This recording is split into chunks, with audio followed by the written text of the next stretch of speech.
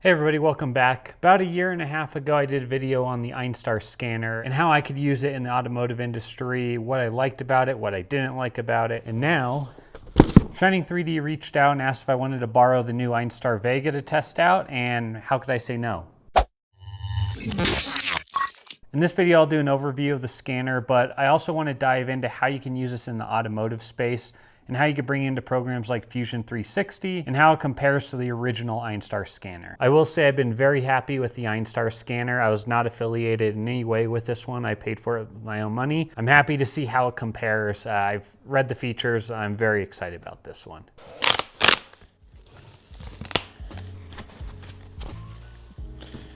And inside you get a case that is basically identical to the original. So you get a hefty USB-C power brick, as well as their little figurine.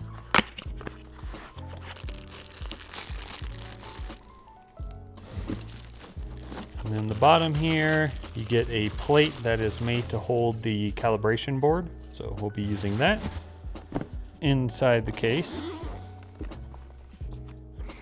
All right, so you get actually a nice USB-C cable. You've got a black wrist lanyard and the holy grail here, the Vega. So first impressions with this thing, it's heavier than I thought it would be in a good way.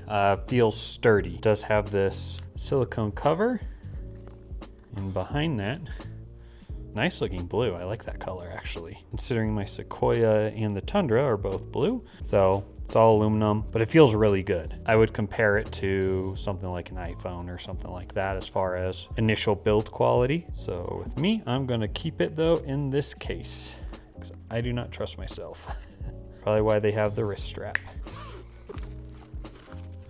You get a big stack of markers here. It does come with a packing list, so we'll keep that in here. And then behind door number 3, this is the calibration board, which is very similar to the original Einstar. Got some bigger markers here. Then a strap for the case, which we will not use. So the Vega is a all-in-one scanner. You don't need a computer. You can do a scan, you can upload it to the cloud and export it and share those mesh files. So this is a all-in-one where the Einstar you do have to be connected to a computer for. So this thing does have 2 sensors. You have the VC-SEL, and I might be saying this wrong, I apologize. So the VC-SEL is more for long range, faster scanning. And then you have the MEMS, which is for more close range, high detail. So things like smaller figurines. The original Einstar just has that VC-SEL, and that's where the Vega does help bridge that gap. So this does a lot better on that small detail. And the thing that I like the most about this, completely wireless. You don't have to use this while using it.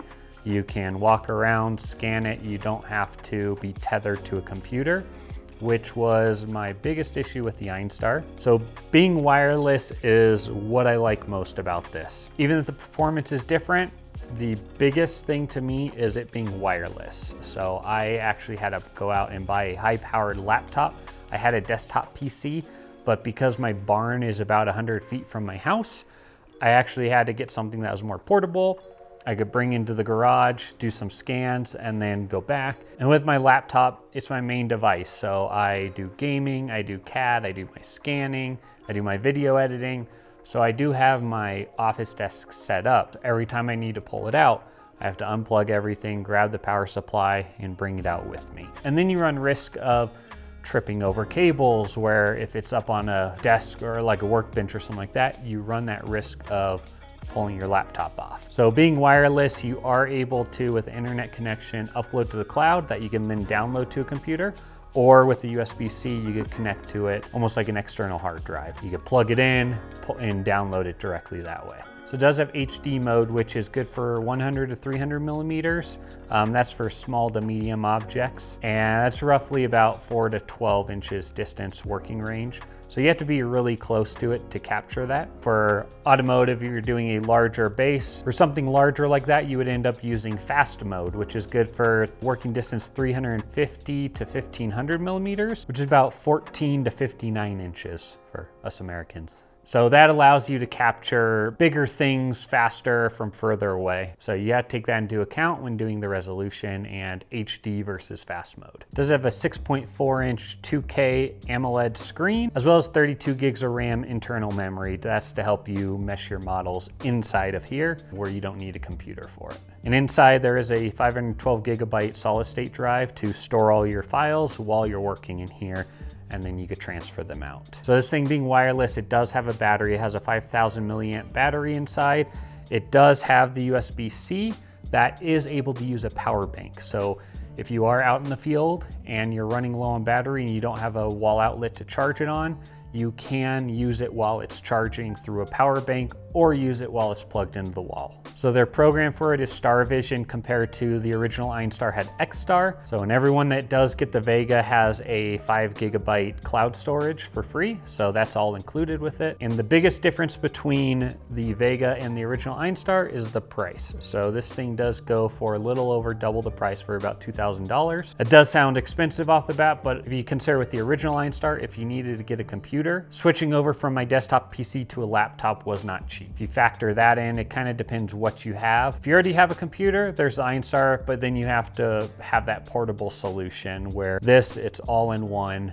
You can just go out in the field and go. You don't have to worry about as much as the high-end computer that you do with the other Einstar. From what I've read, the Vega fills that gap on some of the struggles that the Einstar had with smaller items. While I won't be scanning minifigurines, I wanted to first try HD mode on my Tundra dash where I plan to build a switch panel mount for it. Figure a smaller scan will be good to test this thing out on. So we're gonna go ahead and scan that and then upload to the cloud and then see how we could pull that into Fusion 360. My first test, I wanted to do HD mode, which is made for smaller scans where you want more detail. I figure a good project for that would be the dash of my Tundra here. I want to do a switch panel similar to what I did with my Sequoia. There's some fine lines on the dash that I want to make sure to capture. So I figured HD mode would be good for that. So in this part, after we get the scan, I will show you guys how to upload it to the cloud and then go over to the computer where we could download it and then bring it into a free program like Autodesk Fusion. So I'll be wearing my GoPro just so you can see what I see holding the tablet. There's no great way to screen record it. So unlike fast mode where you could be out in the sunlight, with HD mode, you want to be indoors. What we're going to be scanning is all black, it's somewhat reflective surface on some of this stuff. It's not really a dull finish, which is where scanners do the best. I do have some scanning spray in case I need it, but I'm going to try it without it first. And we'll see how the Vega does just on its own using HD mode. All right, we're gonna do HD mode. Resolution, we'll just do mid. And then we'll do feature alignment and texture alignment. And on the left, I like to use the data quality indicator. Just shows that I went over the area pretty good. All right, let's just see how this does.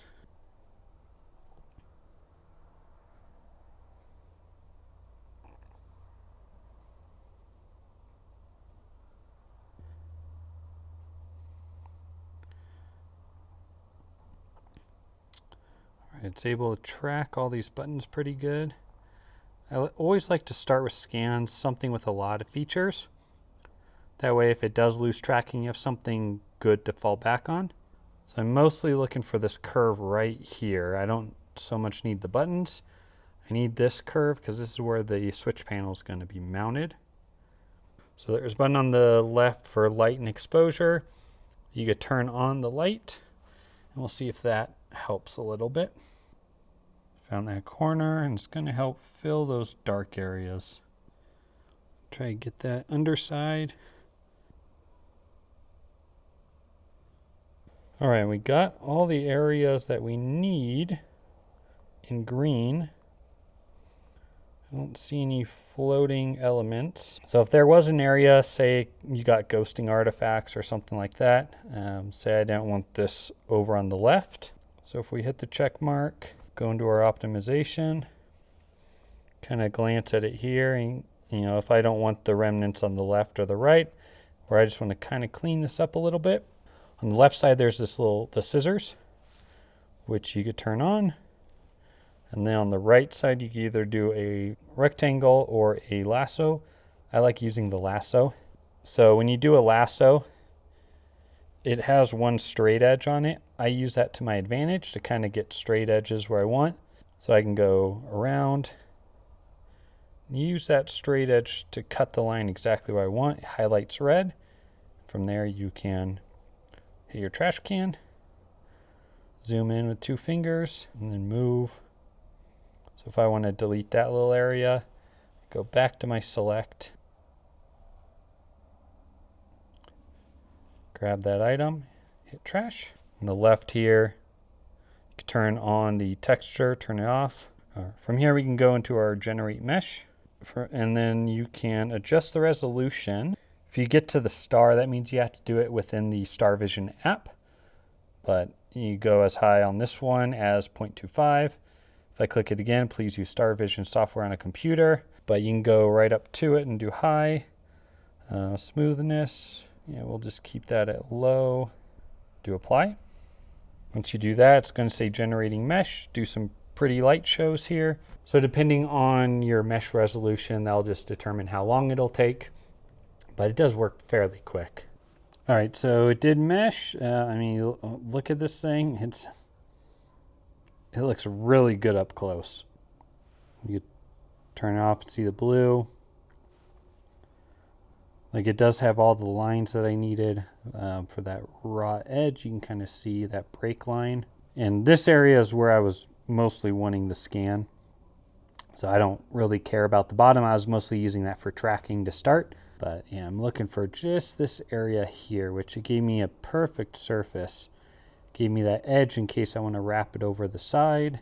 All right, so let's finish this thing up and upload it to the cloud. So we can save it. All right, so after you complete it, you can hit this button down here on the bottom right. That'll take you to your model library. Here you can see all your scans. Those will be later. Previous one of Nico sleeping on the couch. I'm about 100 feet from my house right now, so the Wi-Fi doesn't get all the way out here, but I was able to hotspot off my phone, get internet connection on here. We can then go into share here. You have the option of selecting your space, so that would be if you had different categories for different things, you could rename your model. But all we have to do is hit upload. Gives us a little QR code. So now we should be able to go inside, go on my computer and log in and see my model that I uploaded. So let's go inside and do that. All right, so the first thing we're going to do is open up StarVision on your computer. And down at the bottom left, there's this shining 3D digital cloud. If you click on that, it'll open up your web browser. You can click on that same space as you did before. When you get in your space, you're going to have the model you just scanned and then a demo, which I'm going to delete the demo. If you click on here, you'll be able to open it up and view that model that you had. So, I mean, this thing looks great. And I could have gone a little more in the cracks just where there's light, but to me, this is all I needed. I just needed that edge there, as well as that crack between the two right around here. So that's perfect. On the cloud here, you can see it texture on or off. But we're going to go to the upper right here and do download.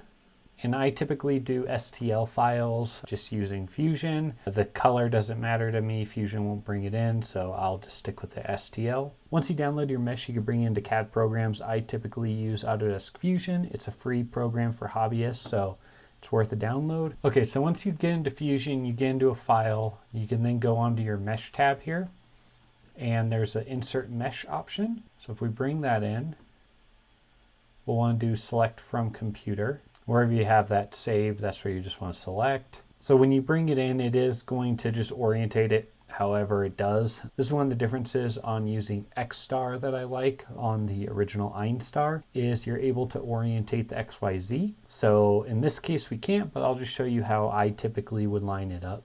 So you have your front top view, so you can kind of just start on one of the sides and just start rolling this thing close to where it needs to go. Actually, that front view looks pretty good. The top view, you want to square this thing up, and it doesn't have to be perfect. So we hit OK. So now we're starting to get our scan here in Fusion. All these areas up here on the top, I don't need detail there. Same here. I knew that when I went to scan it. Same with these buttons down here. I was primarily looking for this space right here. When I'm doing scans, that's where I'll focus my effort, is just wherever I need it in CAD. The rest is just for visual. You can go to your front view here. And a lot of times what I do is I use these top and bottom ribbons for straight edges. And get the top here. If you select your model and hit M for move, you're now able to start rotating this and inputting a degree. So if we look at 0, it looks like it needs to go clockwise. If we drop it down -5, it's too far. So let's just do -3. Not enough, -2. And that looks actually pretty straight. And if I use that little straight edge there, that looks good. Go to the front view, do the same thing, move, use that ribbon as a straight edge. You know, find wherever you have a straight line. If I do the same thing and go up, that's too far. So we'll go -1 and see how that looks. Go a little further, -1.5. A little too far. There we go. And then the same thing on the side. I mean, this is a curved area, but if I wanted like this line straight, I can grab it, do move. And it's probably going to be somewhere around 8, 7. Let's see, use that straight edge there. And it just gets us close. Now if we hit our home and let's see, do our front view, our left view, top view. Now once you get it in, you can add your different construction planes and start modeling on it. What I typically do on a curved surface like this, I would create forms, which is basically like a moldable skin. I could kind of place it roughly on the surface and then slowly manipulate each axis on it just until it matches up. That's basically what I did here with my dash mount. So the dash on the Sequoia is curved. And for this, I scanned it using my original Einstar. But in order to get this piece here that has a curve to it, I created this form here that I just kind of matched to the scan itself. Using that form, I can extrude through it and slice it, and then that's how I can get my curvature. So that's how you scan using HD mode, uploading it to the cloud, and bringing it into a program like Fusion. So now we're going to test out fast mode on the front bumper of the Tundra. So I also want to do a rough test of just getting the original Einstar and doing a side-by-side scan, seeing the difference. Just playing around with some test scans. I will say the fast mode on this is way quicker than the Einstar, but I want to do a side-by-side, compare the two models and see just, you know, where the differences are. But I will scan with this one, then I have to unplug my computer, bring it out with the Einstar, and go that route.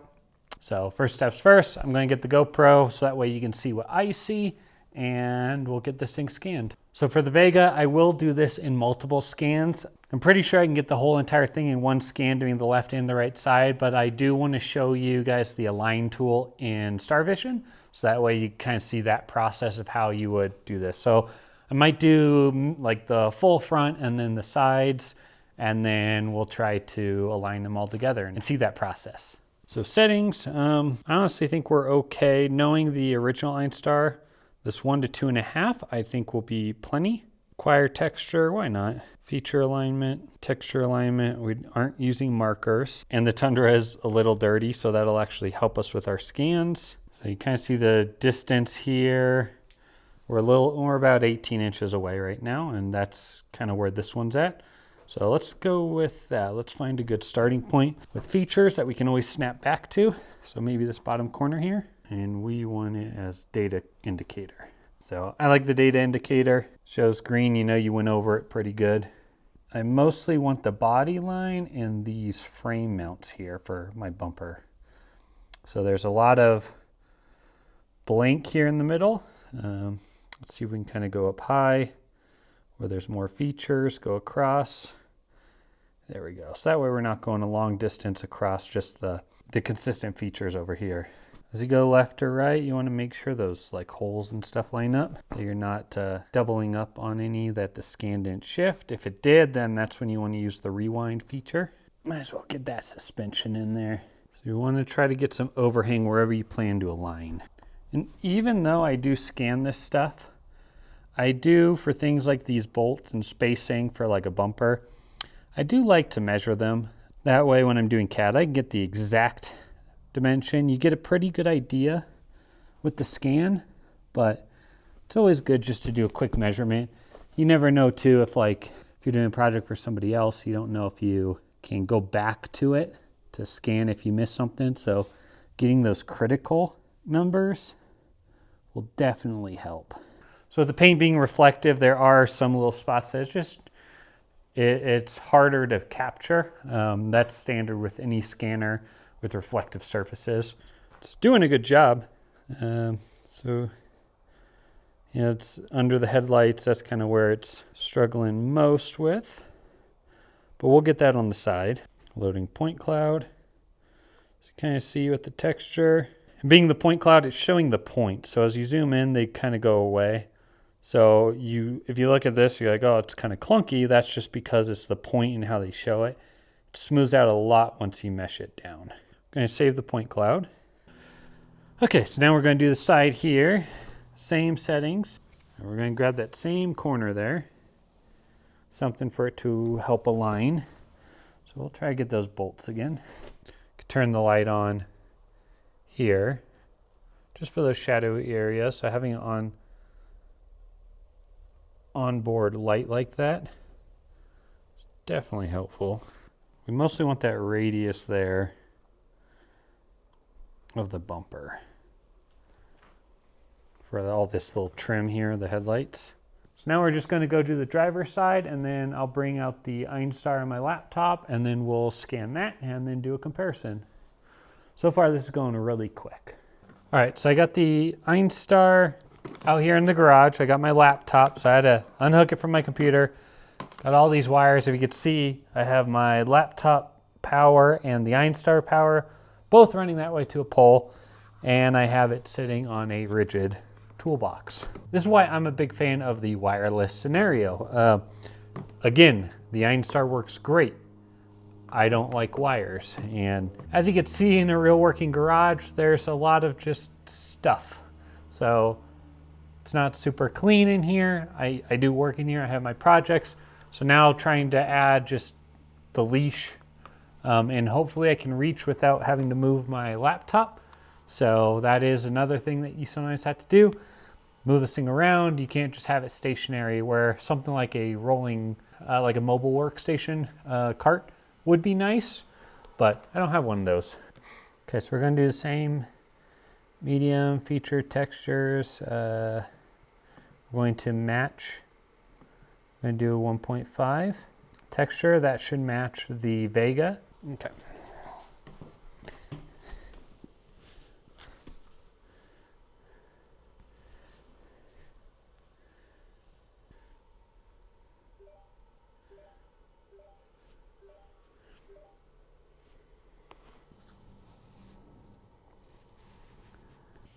I got doubles.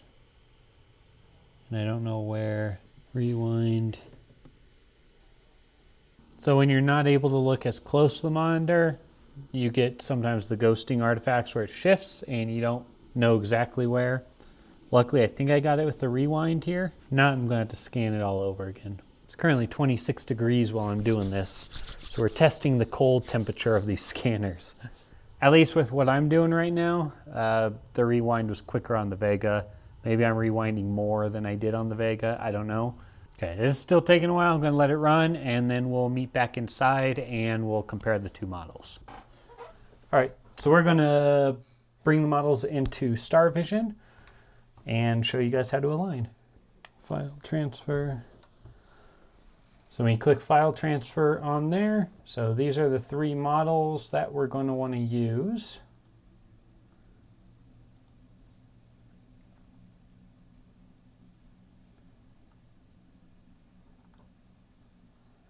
Import to model library. Let's see how that goes. We got our point clouds in. We have one-click processing, generate mesh, cropping, and alignment. So for this, we're going to do alignment. We're going to do the middle and the left first. And let's just see what it does. Features, auto. Let's see if we have enough overlap for it to do this well. All right, so that looks like it aligned it pretty good. Let's see, add to list. That should move it over to this left side so that way we can do it for the final part. All right, so I added this alignment result on the left. So now for the second model we want to do, we want to get the opposite side. So that should give us the front, left, and the right. And we do alignment. All right, we got our final result down at the bottom. Add to list. Okay, so we'll click on our alignment result. Looks like it's got everything on there. Generate mesh. So we're going to do this the same 1.5 millimeter resolution that we did on the other Einstar. That way we can just get a good comparison. Mesh smoothing, we're going to do none on this one. All right, so we got the model done. It does look like I probably could have scanned a little better, so you kind of see some of the waviness. So after we got the Vega model aligned, I looked at it and I knew the Vega could do better. So I ended up going back outside and rescanning it, and what I ended up doing was putting some scanning spray on. I feel like I didn't do it justice the first time, so I wanted to go back. And as you can see, this was the first one, kind of clunky around the frame and stuff like that. And I contribute some of that to just shadowy areas in the barn. After I went back and scanned it again, I got a much better result. So this is a night and day difference compared to the other. And even this, I know with more time with the Vega, I can actually scan it better. Now, this was going out when it was 25 degrees and the sun was out. I sprayed some scanning spray on it and just kind of went for it. And that alone helped a lot. So you could see kind of the headlight. I did go around the perimeter with it just to get those edges. So the Vega, if you don't have ideal conditions and you do the proper preparation, you start getting really good scans off of this thing. So now comparing this thing to the original Einstar. All right, so now comparing the two models in Fusion. On the left side, I have the what I call the Rev 2 Vega. So the better scan that I redid. Looks a lot better.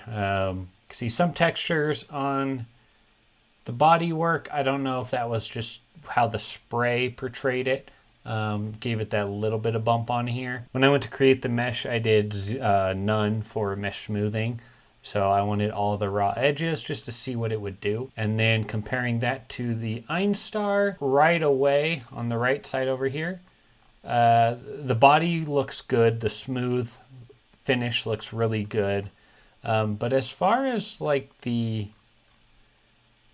frame and supports, I feel like the Vega did a little better capturing some of that stuff. And again, the one on the right was also in the barn, but I had to have a kind of auxiliary light to do it. Pros and cons, I can get both of them better. But just comparing the two, they're about equal as far as, you know, pros and cons on the frame side. I feel like the Vega might have pulled a little more detail, but it's very close. And then the body is kind of where you notice the major differences. So I'm mostly on this little fender corner here. One's, you know, how smooth one is. One looks a little bumpier. I would say they're pretty comparable if you go in and prep and scan, you know, the right way. You know, make sure it's lit. Make sure if it is glossy, you know, get some spray on it, throw some markers on it if you need to. The more effort you put into it, the better your scan will be. What I would typically do is bring in the model like this, and then I would start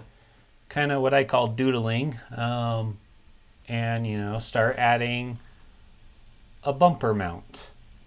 And then you can throw in things like, you know, what would a winch look like and how could I fit that in here?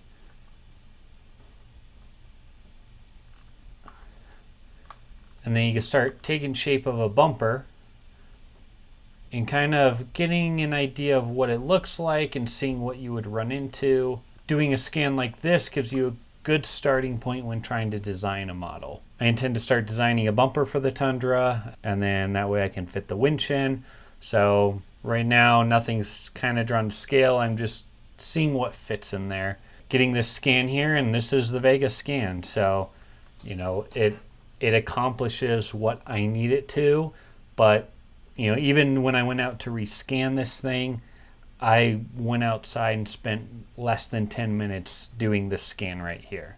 As far as the run and gun aspect of it, the Vega is definitely the way to go. I didn't have to disconnect everything and bring out my Einstar to go and rescan that. So definitely impressed by that. All right, so the question is, who is this for? If you don't have a great laptop or you have a desktop PC, then I would say the Vega would be for you, because then you don't have the upfront cost of buying a computer. So my laptop here, it's about a $2,500 laptop, and then I went and added a second hard drive and then 64 gigs of RAM. So I'm in a good amount on that laptop, and I had a decently built desktop PC prior to that, so I did have to, ended up giving that to my son, but I did have to buy this laptop for the Einstar just to take it and be more portable when I go out to the shop and go work on it. So another person that would be for is if you're like a run and gun scanner, the Vega would probably be a better one for you.